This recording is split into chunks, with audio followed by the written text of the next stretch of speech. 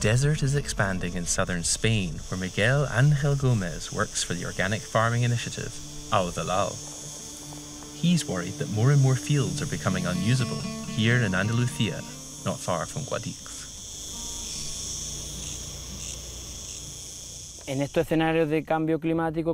There is less and less rain because of climate change. But then, when it does rain, it pours. So we have to make better use of the water to farm sustainably. But many farmers have yet to change their thinking, and many waste the precious water. Most of the produce from this lettuce field is exported to other European countries, and large quantities of water are simply going to waste. Miguel Ángel Gómez says this needs to change, and fast. You can't just water the fields without optimizing the use of water. A lot of it just gets lost here. Water is a rare commodity in many parts of Spain. The south of the country already has semi-arid deserts, and climate change is taking its toll. 200 kilometers to the northeast, near Murcia, the situation seems fine. For the time being, anyway.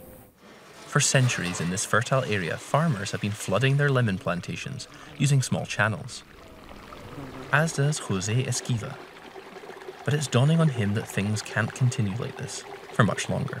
Water shortages are jeopardizing everything. You nourish and care for your lemons all year long, and then you might end up losing your harvest. You have to put yourself in the shoes of the farmers. But who is responsible? Juan de Dios HERNANDEZ from the Regional Farmers Association thinks major industrial countries such as Germany have to do their part. He says that as long as they refuse to comply with the Paris Climate Agreement, all countries are to blame for Spain becoming hotter and drier. We all have to stop it, because it's going to affect us all. If citrus fruit producers in Spain are hit by climate change, it will also hurt Germany. If entire plantations are lost, prices will rise. But most European consumers rely on cheap goods, and few are prepared to pay higher prices for more sustainable farming methods. That's why some farmers are turning to more profitable products, such as avocados. Here in Malaga, they're rapidly replacing the traditional olive trees. This makes farmer ALMUDENA Martín sad. Her neighbour has already felled his trees to plant avocados, even though they need much more water. The avocados are spreading further and further. They've reached an elevation of over 500 meters. But we've got a water shortage. We're not in the tropics where it rains every day. The Avocado Farmers Cooperative rejects that criticism. Its director, Enrique Colillas, even argues that Spanish avocados have less of an impact on the environment than those from other countries.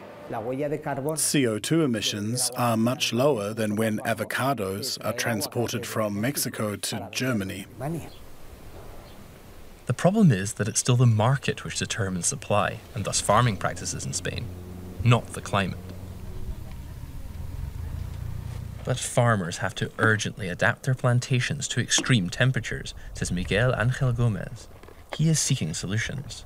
He measures soil humidity, experiments with new forms of cultivation, and deliberately lets plants grow wild around his almond trees. The natural underbrush under the almond trees makes the soil more fertile, loosens it up, prevents erosion, and enables the water to be absorbed better.